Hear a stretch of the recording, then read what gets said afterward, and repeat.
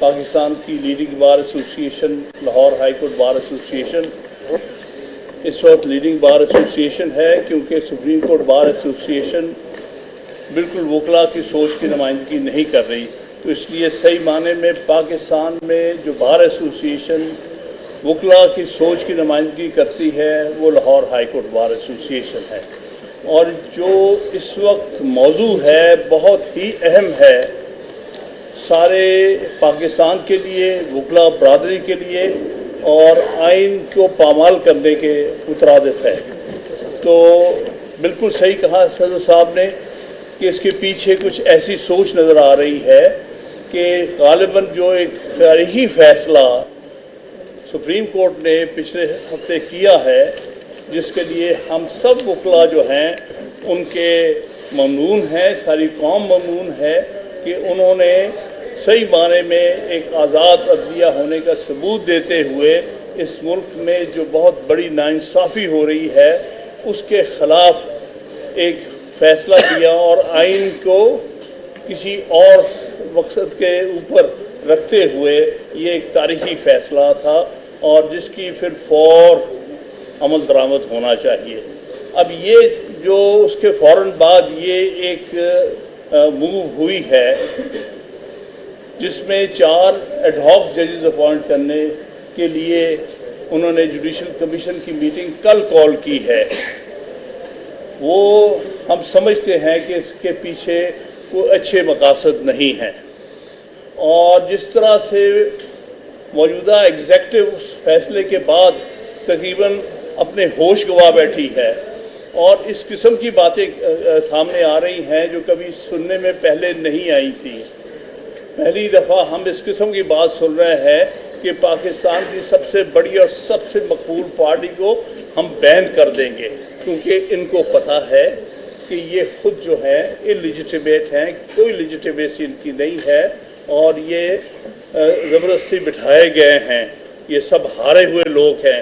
ये फॉर्म 47 की हुकूमत है, ये फॉर्म 47 की अनकॉन्स्टिट्यूशनल और इलिजिटिमेट हुकूमत है। ये कहते हैं कि एक लिजिटिमेट पार्टी को हम बैन कर देंगे, लिहाजा इसके पीछे वो अनासर नज़र आ रहे हैं।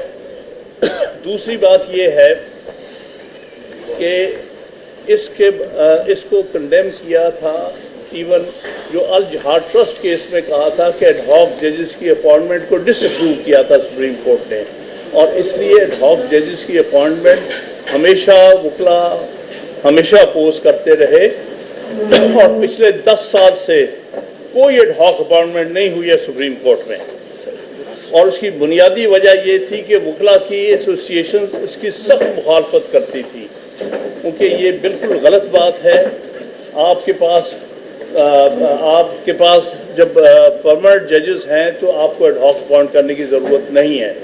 दूसरी, मैं समझता हूँ कि आइनी तौर पर भी ये गलत है। आर्टिकल 182 को अगर आप देखेंगे तो उसमें कहा है कि सिर्फ एडहॉक अपॉइंटमेंट तब होती है जब कोई कमी हो सुप्रीम कोर्ट में या उसका मुकम्मल लफ्ज़ इस्तेमाल किया है यहाँ पर कि वांट ऑफ कोरम। इस वक्त 16 परमानेंट जजेस और एक चीफ जस्टिस मौजूद हैं। There is no want of quorum. कि वांट ऑफ कोरम का मतलब है कि जब कोई 4-5 या 3-4 जज कम हों और उनकी अपॉइंटमेंट के लिए कोई मुश्किलात होती हों तो फिर इस सूरत में कहा जाता है कि चलिए कुछ अरसे के लिए एडहॉक जज ले लिए जाए। इस वक्त तो सुप्रीम कोर्ट कंप्लीट है, उसके पास मुकम्मल जजेस है, जितने जजेस की वैकेंसी है पूरे मुकम्मल है वहाँ पर। तो इस वक्त आइनी तौर पर कोई जवाज़ नहीं है मुकर्रर करने का एडहॉक जजेस। लिहाजा पाकिस्तान भर में वकला नुमाइंदे जो हैं इसके ख़िलाफ़ हैं, जो इसके ख़िलाफ़ नहीं बात कर रहे उनके पीछे कुछ और मकसद होंगे। दूसरी बात यह है कि हम जस्टिस बशीर आलम साहब को खराज तहसीन पेश करते हैं। उन्होंने फिर फौर इनकार किया है कि मैं नहीं लगूंगा एडहॉक जज, और हम तवक्को करते हैं मकबूल बाकर साहब भी अच्छे जज रहे हैं कि मकबूल बाकर साहब भी इसको रिफ्यूज़ करेंगे, और हम दूसरे दोनों जजेस से भी ये तवक्को करते हैं कि वो अपना नाम तारीख में बचा लें अपने आप को इस गलत एक्सरसाइज का हिस्सा ना बनाएं। वकला की सोच और आइन के मकासद के खिलाफ हरगिज़ इस किस्म की अपॉइंटमेंट कबूल ना करें और हम जुडिशल कमीशन से रिक्वेस्ट करते हैं कि ये जो प्रपोजल है चीफ जस्टिस की, इसको कल मुस्तरद किया जाए जुडिशल कमीशन में, क्योंकि हमारे नज़दीक ये वाज़ेह तौर पर गैर आइनी बूथ है। इस वक्त हम बार एसोसिएशंस के प्लेटफॉर्म से बात कर रहे हैं, लिहाजा ये पॉलिटिकल पार्टी की तरफ से नहीं, ये जो प्रेस कॉन्फ्रेंस है ये बार के नुमाइंदों की तरफ से है और ये बात उस सूरत में उसका जवाब दिया जा सकता है, लेकिन ये चूंकि फोरम नहीं है उसका जवाब देने। यकीनी तौर पर कॉम्प्रोमाइज़ नज़र आ रहे हैं, ये तो तारीख है और किसी को तारीख माफ़ नहीं करती। अगर वो समझते हैं कि वो बच जाएंगे तारीख के अमल से, नहीं बचेंगे। और इसीलिए जो चीफ जस्टिस अपना काम नहीं करते दुरुस्त, उनका तारीख में नाम मिट जाता है। तो मेरे नज़दीक ये जो कर रहे हैं, अनलेस 3 महीने में कोई अच्छे काम करके दिखाएं तो इनका तारीख में अच्छे अल्फाज में जिक्र नहीं होगा। मैं तो बस एक ही मुख्तसर बात कहूँगा, जब भी ऐसे आइनी और गैर कानूनी इक़दाम होते हैं तो 2 तरह के लोग सामने आते हैं। एक वो होते हैं जो तारीख बनाते हैं और एक वो होते हैं जो तारीख को बिगाड़ के रखते हैं। मेरी मुराद है जस्टिस मुशीर आलम साहब, इनकी जितना इनको खराज तहसीन पेश किया जाए कम है। मैं बल्कि मीडिया के जो दोस्त हैं मैं इनसे भी रिक्वेस्ट करूँगा, इट्स ए नेशनल कॉज।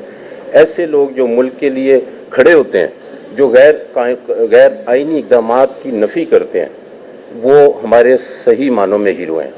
और बाकी के जो हमारे जज साहिबान हैं, मैं उनसे सिर्फ एक पैगाम दूंगा।